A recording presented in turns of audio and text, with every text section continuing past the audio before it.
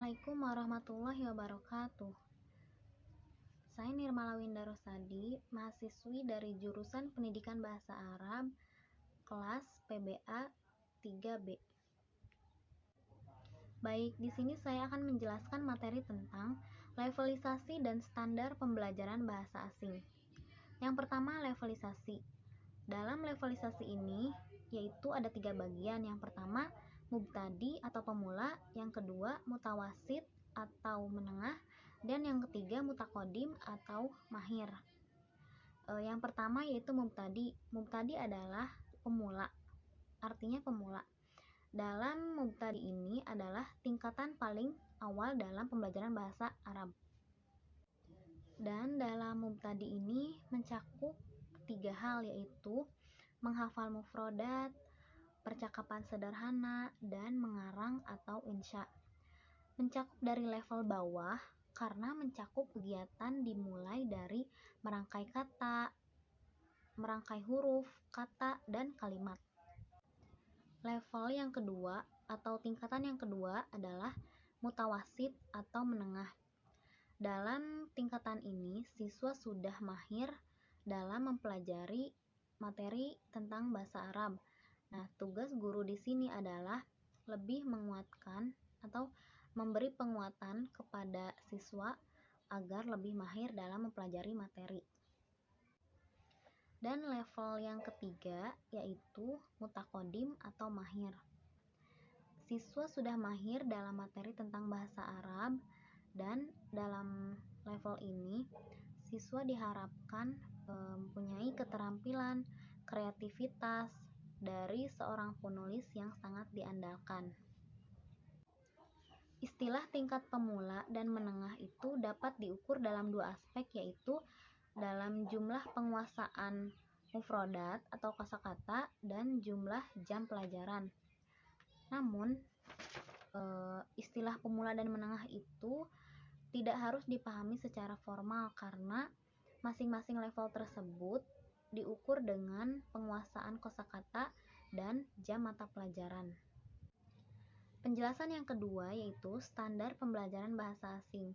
Kompetensi dan standarisasi pengajaran bahasa asing ini dalam bahasa Arab itu ada ditujukan kepada penguasaan, dan penguasaan tersebut ada 4 bagian, yaitu yang pertama keterampilan 4 keterampilan berbahasa.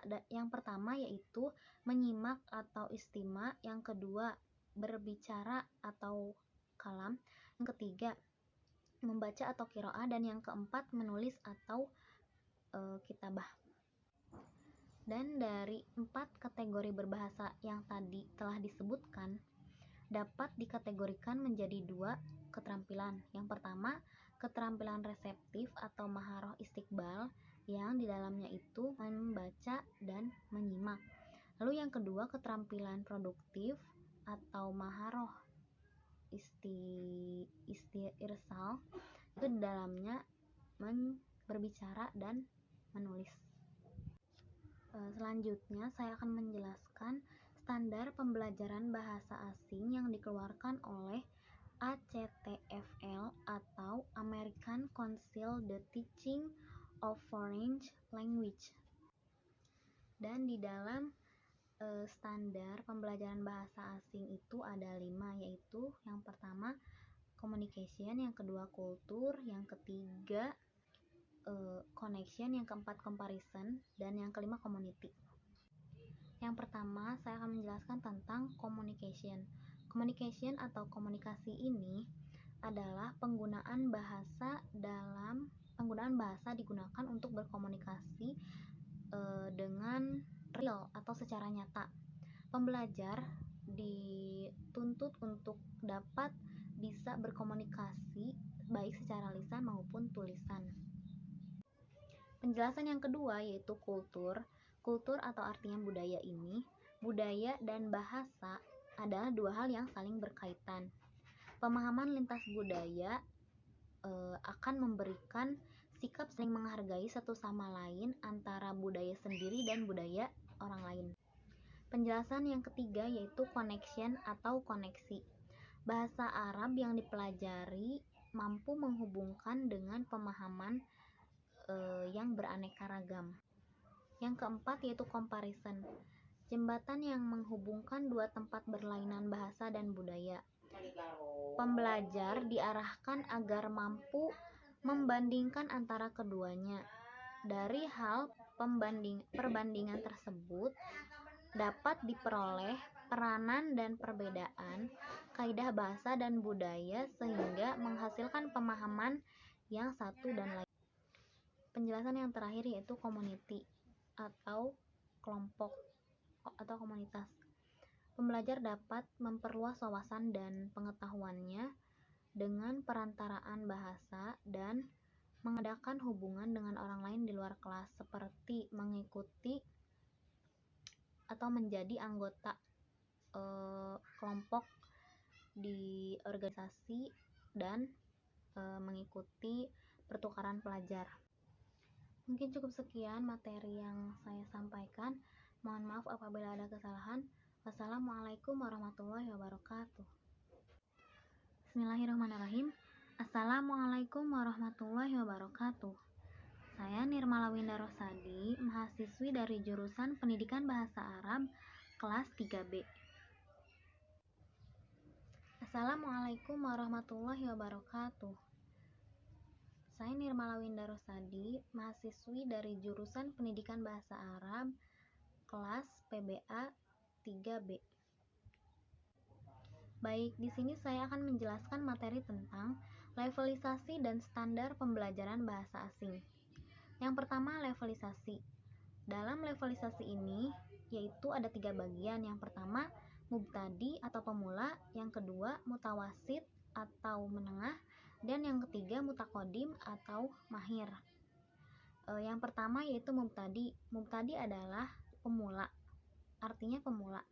Dalam mubtadi ini adalah tingkatan paling awal dalam pembelajaran bahasa Arab. Dan dalam mubtadi ini mencakup 3 hal, yaitu menghafal mufrodat, percakapan sederhana, dan mengarang atau insya. Mencakup dari level bawah karena mencakup kegiatan dimulai dari merangkai kata, merangkai huruf, kata, dan kalimat. Level yang kedua atau tingkatan yang kedua adalah mutawasid atau menengah. Dalam tingkatan ini, siswa sudah mahir dalam mempelajari materi tentang bahasa Arab. Nah, tugas guru di sini adalah lebih menguatkan atau memberi penguatan kepada siswa agar lebih mahir dalam mempelajari materi. Dan level yang ketiga yaitu mutakodim atau mahir. Siswa sudah mahir dalam materi tentang bahasa Arab, dan dalam level ini siswa diharapkan mempunyai keterampilan kreativitas dari seorang penulis yang sangat diandalkan.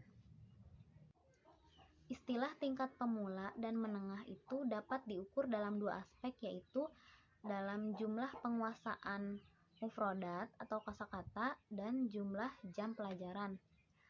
Namun, istilah pemula dan menengah itu tidak harus dipahami secara formal karena masing-masing level tersebut diukur dengan penguasaan kosakata dan jam mata pelajaran. Penjelasan yang kedua yaitu standar pembelajaran bahasa asing.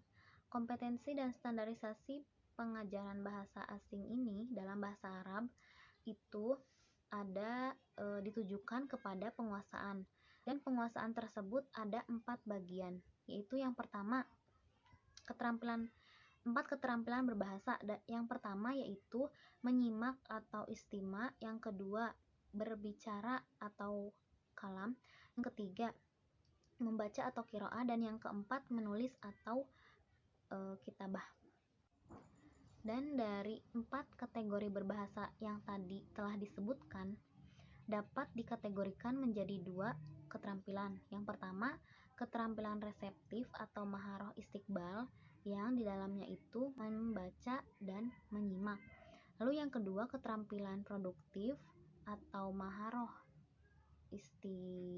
istirsal, itu di dalamnya berbicara dan menulis. Selanjutnya saya akan menjelaskan standar pembelajaran bahasa asing yang dikeluarkan oleh ACTFL atau American Council the Teaching of Foreign Language.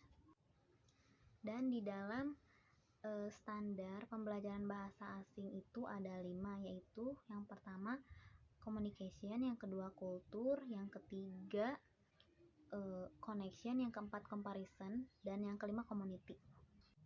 Yang pertama saya akan menjelaskan tentang communication. Communication atau komunikasi ini adalah penggunaan bahasa digunakan untuk berkomunikasi dengan real atau secara nyata. Pembelajar dituntut untuk dapat bisa berkomunikasi baik secara lisan maupun tulisan. Penjelasan yang kedua yaitu kultur. Kultur atau artinya budaya ini, budaya dan bahasa adalah dua hal yang saling berkaitan.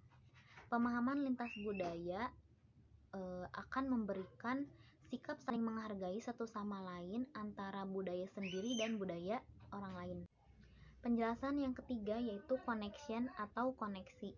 Bahasa Arab yang dipelajari mampu menghubungkan dengan pemahaman yang beraneka ragam.